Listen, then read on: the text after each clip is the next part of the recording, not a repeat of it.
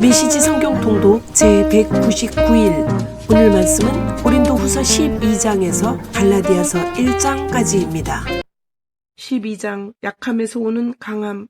여러분 때문에 나는 이런 식으로 말할 수밖에 없습니다. 나는 본의 아니게 이렇게 말하는 것입니다. 이참에 하나님께서 내게 주신 환상과 계시의 문제도 꺼내는 것이 좋겠습니다. 예를 들어 나는 14년 전에 그리스도께 붙잡혀 황홀경 속에서 지극히 높은 하늘로 끌려 올라간 사람을 알고 있습니다. 사실 나는 이 일이 몸을 입은 채 일어났는지 몸을 떠나서 일어났는지 알지 못합니다. 그것은 하나님만이 아십니다. 내가 알기로 이 사람은 낙원으로 이끌려갔는데 몸을 입고 그렇게 된 것인지 몸을 떠나서 그렇게 된 것인지 나로서는 알 길이 없습니다. 하지만 하나님은 아십니다. 그는 거기서 말로 표현할 수 없는 놀라운 말을 들었지만 그 들은 것을 발설해서는 안 되었습니다. 이 사람이 내가 말하려는 그 사람입니다. 그러나 나 자신에 관해서는 내가 당한 굴욕 외에 아무 말도 하지 않겠습니다. 내가 조금이라도 자랑할 마음이 있다면 우스운 꼴을 보이지 않으면서 그렇게 할 수 있고 그러면서도 알기 쉽게 진리를 내내 말할 수 있을 것입니다. 그러나 나는 여러분을 아끼는 마음으로 그만두겠습니다. 여러분이 길에서 나를 보거나 내가 하는 말을 듣게 되거든 나를 우연히 마주친 어리석은 사람, 그 이상의 존재로 여기는 사람이 아무도 없기를 바랍니다. 받은 계시들이 엄청나고 또 내가 우쭐거려서는 안 되겠기에 주님께서는 나에게 장애를 선물로 주셔서 늘 나의 한계들을 절감하도록 하셨습니다. 사탄의 하수인이 나를 넘어뜨리려고 전력을 다했고 실제로 내 무릎을 꿇게 했습니다. 그래서 내가 교만하게 다닐 위험이 없게 한 것입니다.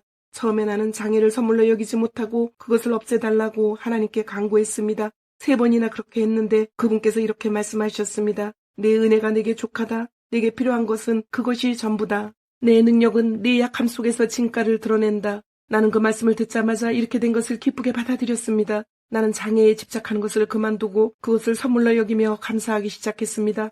그것은 그리스도의 능력이 나의 약함 속으로 쇄도해 들어오는 하나의 사건이었습니다. 이제 나는 약점들을 기꺼이 받아들입니다. 나를 낮추어주는 이 약점들, 모욕, 재난, 적대행위, 불운을 기쁘게 받아들입니다. 나는 그저 그리스도께 넘겨드릴 따름입니다. 그래서 나는 약하면 약할수록 점점 더 강하게 됩니다. 내가 실수를 저질렀습니다. 나는 이와 같이 말하면서 완전히 어리석은 사람이 되고 말았습니다. 그러나 그것은 내 탓만은 아닙니다. 여러분이 나를 부추긴 것입니다. 여러분은 내가 어리석은 말을 하도록 놔두기보다는 나를 지지하고 칭찬해 주었어야 했습니다. 내가 보잘것없고 하찮은 사람이기는 하지만 여러분을 그토록 매료시킨 저 대단한 사도들과 견주어 내가 그들보다 못한 사람이 아니라는 것을 여러분도 직접 겪어보아서 알 것입니다. 내가 여러분과 함께 있으면서 복된 시기와 힘겨운 시기를 보내는 동안 참사도를 구별하는 온갖 표적들, 곧 놀라운 일과 이적과 능력의 표적들이 분명하게 나타났습니다. 여러분이 나나 하나님께로부터 다른 교회들에 비해 덜 받은 것이 있습니까? 여러분이 덜 받은 것이 한 가지 있기는 합니다. 바로 내 생활비를 책임지지 않은 것 말입니다. 참 미안하게 되었습니다. 여러분에게서 그 책임을 빼앗은 것을 용서해 주시기 바랍니다. 지금 나는 여러분을 3번째로 방문하기 위해 모든 준비를 마친 상태입니다. 그러나 걱정하지 마십시오. 여러분은 특별히 애쓰지 않아도 됩니다. 지난 2차례의 방문 때와 마찬가지로 이번에도 여러분을 성가시게 하는 일은 없을 것입니다. 나는 여러분의 소유에는 관심이 없습니다. 여러분 자신에게만 관심이 있을 따름입니다. 자녀가 부모를 돌보는 것이 아니라 부모가 자녀를 돌보는 것입니다. 여러분을 위해서라면 나는 기꺼이 내 지갑을 비우고 내 목숨까지도 저당 잡히겠습니다. 그러나 내가 여러분을 사랑할수록 여러분의 사랑을 덜 받게 되다니 어찌 된 일입니까?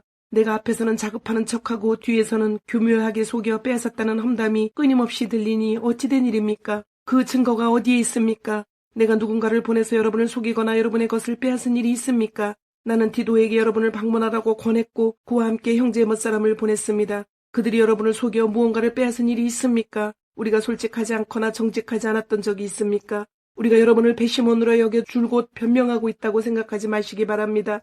여러분은 배심원이 아닙니다. 하나님, 그리스도 안에서 계시된 하나님께서 배심원이십니다. 우리는 그분 앞에서 진술하고 있는 것입니다. 우리는 여러분의 성장을 방해하지 않으려고 자비량으로 온갖 수고를 감당했습니다.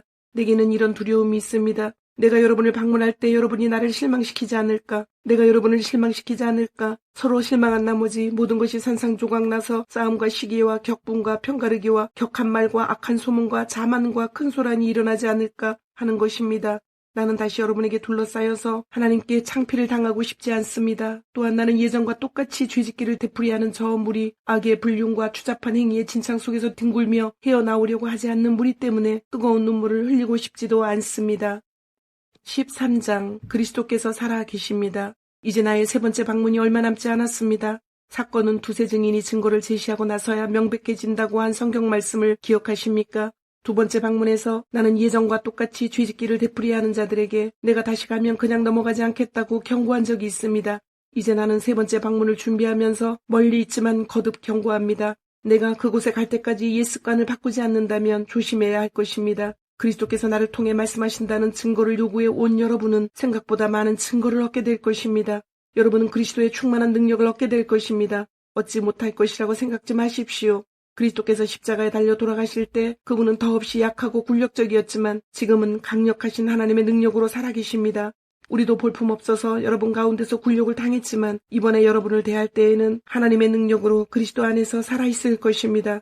여러분 자신을 스스로 점검해 보십시오. 여러분은 자신이 믿음 안에서 흔들림이 없는지 스스로 확인해보고 모든 것을 당연한 것으로 여기며 적당히 지내는 일이 없게 하십시오. 여러분 자신을 주기적으로 점검하십시오. 여러분에게 필요한 것은 예수 그리스도께서 여러분 안에 계신다는 전해 들은 이야기가 아니라 직접적인 증거입니다. 그 증거가 여러분 안에 있는지 시험해 보십시오. 만일 그 시험에 실격했다면 방법을 강구하십시오. 나는 그 시험에서 우리가 실격자로 드러나지 않기를 바랍니다. 그러나 설령 그렇게 되더라도 여러분이 아니라 우리가 실격자로 드러나기를 바랍니다. 우리는 여러분 안에서 이 진리가 완성되기를 응원합니다. 이것 외에 우리가 할 수 있는 일은 없습니다. 우리는 우리가 가진 한계를 그저 참고만 있는 것이 아닙니다. 우리는 그 한계를 환영하고 나아가 그 한계를 넘어설 수 있도록 하나님이 주시는 모든 능력을 환영하며 결국에는 여러분 안에서 그 한계를 넘어 이루어지는 진리의 승리를 경축할 것입니다. 우리는 여러분의 삶 속에서 모든 것이 온전해지기를 열심히 기도하고 있습니다. 여러분에게 이 편지를 써보내는 것은 내가 여러분에게 갈 때 이 문제에 대해 다른 말을 하지 않으려는 것입니다. 주님께서 내게 주신 권위는 사람들로 하여금 힘을 내게 하라고 주신 것이지 그들을 무너뜨리라고 주신 것이 아닙니다. 나는 그 일을 잘 진척시키고 싶을 뿐 책망이나 징계에 시간을 낭비할 마음이 없습니다.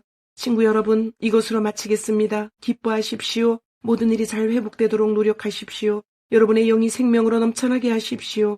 서로 조화롭게 생각하십시오. 상냥하게 대하십시오. 모든 일을 그렇게 하십시오. 그러면 사랑과 평화의 하나님께서 틀림없이 여러분과 함께 하실 것입니다. 거룩한 포옹으로 서로 인사하십시오. 이곳에 있는 모든 형제자매가 안부를 전합니다. 주 예수 그리스도의 놀라운 은혜와 하나님의 아낌없는 사랑과 성령의 친밀한 사귐이 여러분 모두와 함께하기를 바랍니다. 아멘, 아멘. 갈라디아서는 6장으로 의인은 믿음으로 산다. 사도 바울의 제1차 선교여행 직후인 AD 49년경에 수리아 안디옥에서 기록하였습니다. 세 개의 큰 주제로 나눌 수 있는데 1장부터 2장 21절까지는 바울의 사도직에 대한 변론과 신앙 고백, 내용은 바울의 사도직, 이방인의 사도, 바울의 신앙 고백.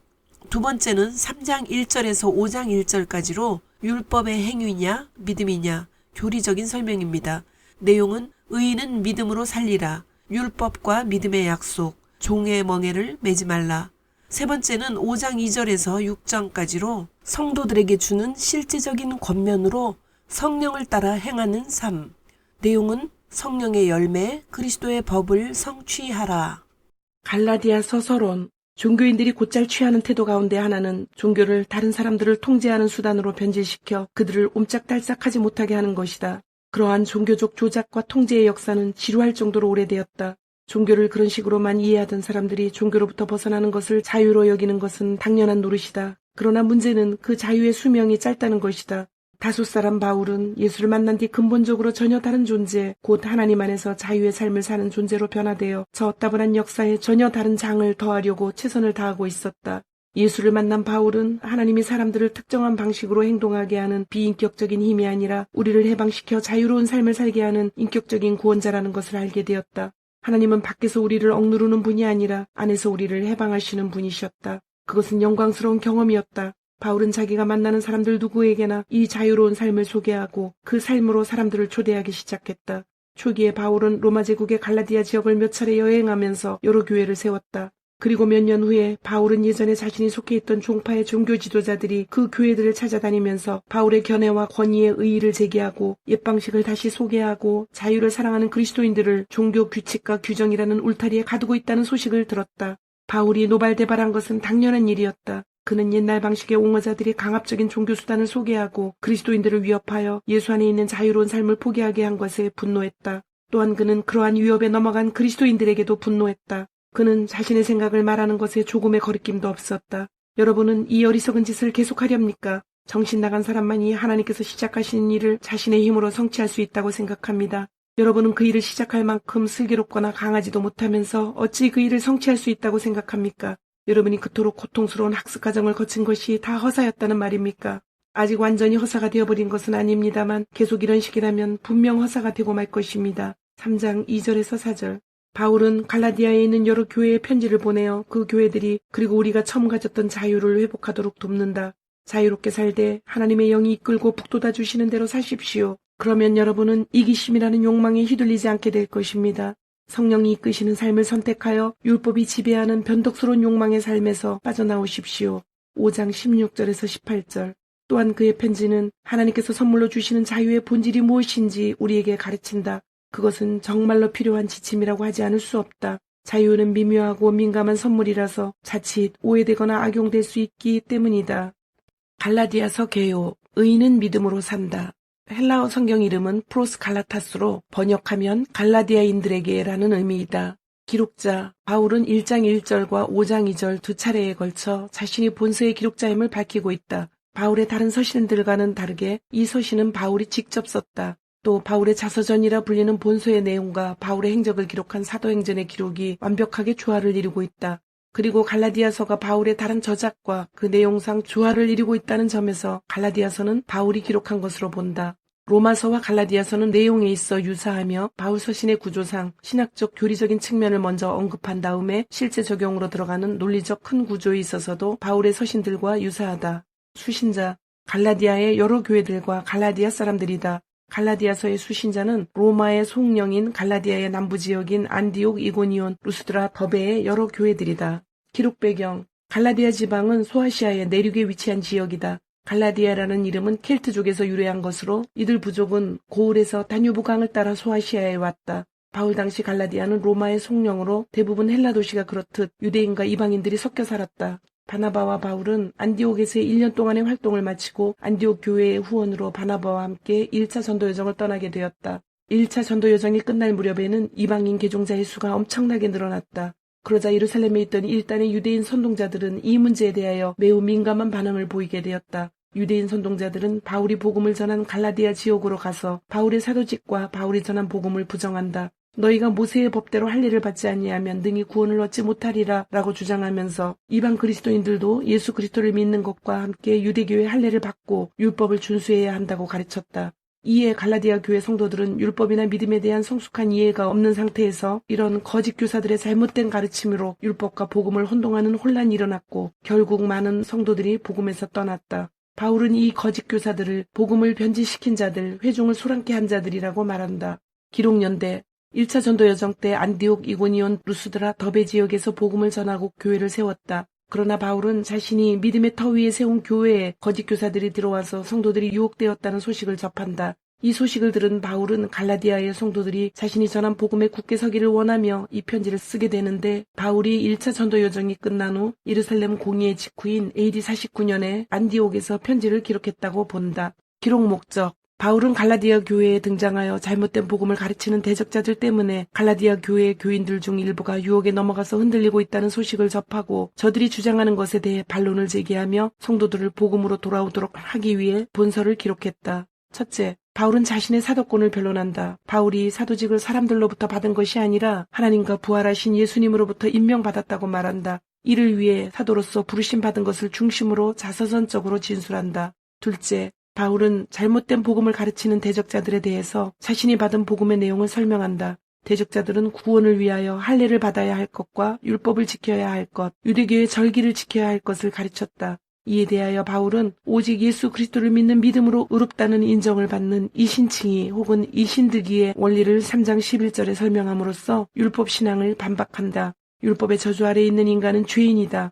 율법은 죄인을 구원할 능력이 없다. 그러므로 율법 신앙으로 돌아가는 것은 율법의 저주 아래로 돌아가는 것이다. 뿐만 아니라 잘못된 믿음을 가르치는 거짓 선생들은 심판을 받을 것이라고 단언한다. 셋째, 대적자들은 바울이 설교한 그리스도 안에서의 자유는 방종을 가져온다고 주장한다.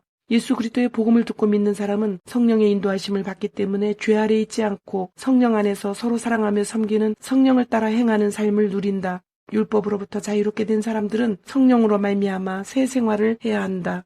갈라디아서 1장. 나 바울과 이곳에 있는 믿음의 동료들은 갈라디아에 있는 여러 교회에 문안합니다. 내가 이렇게 편지를 보낼 수 있는 권한은 사람들의 합의나 윗사람들의 임명에서 온 것이 아닙니다. 그것은 메시아 예수와 그분을 죽은 자들 가운데서 살리신 아버지 하나님께 직접 받은 것입니다. 나는 하나님께로부터 임명받은 사람입니다. 그러므로 나는 다음과 같은 말로 여러분에게 문안합니다. 은혜와 평화가 여러분에게 있기를 바랍니다. 우리는 이 말이 무엇을 의미하는지 잘 압니다. 예수 그리스도께서 우리 죄를 대속하기 위해 자기 몸을 제물로 바치시고 우리가 사는 이 악한 세상에서 우리를 건져주셨기 때문입니다. 우리 모두가 이 구원을 경험하는 것, 그것이 바로 하나님의 계획입니다. 하나님의 영광이 영원 무궁토록 있기를 바랍니다. 참으로 그렇게 되기를. 다른 메시지는 없습니다. 나는 여러분의 변덕이 믿기지 않습니다. 그리스도의 은혜로 여러분을 불러주신 그분을 그렇게도 쉽게 배반하고 다른 메시지를 받아들이다니요. 여러분도 알다시피 그것은 사소한 차이 정도가 아닙니다. 그것은 완전히 다른 메시지, 이질적인 메시지라고도 할 수 없는 것, 하나님에 관한 거짓말이기 때문입니다. 이처럼 여러분 사이에서 동요를 일으키는 자들이 그리스도의 메시지를 왜곡하고 있습니다. 단도직입적으로 말하겠습니다. 우리 가운데 어떤 사람들이 심지어 하늘에서 온 천사일지라도 우리가 처음 전한 메시지와 다른 것을 전한다면 그는 저주를 받아 마땅합니다. 전에 말씀드렸고 이제 다시 말씀드리지만 아무리 유명하고 자격이 대단한 사람이라도 여러분이 처음 받은 메시지와 다른 것을 전하는 사람이 있다면 그는 저주를 받아 마땅합니다. 내가 이처럼 강경하게 말하는 것이 사람들을 조종하려는 것이겠습니까? 혹은 하나님의 환심을 사려는 것이겠습니까? 아니면 대중의 박수를 얻으려는 것이겠습니까? 대중의 인기를 얻는 것이 나의 목표라면 나는 그리스도의 종이 되려고 애쓰지 않을 것입니다. 이것을 알아야 합니다. 친구 여러분, 아주 단호하게 말씀드립니다. 내가 여러분에게 전한 이 위대한 메시지는 그저 인간의 낙관론이 아닙니다.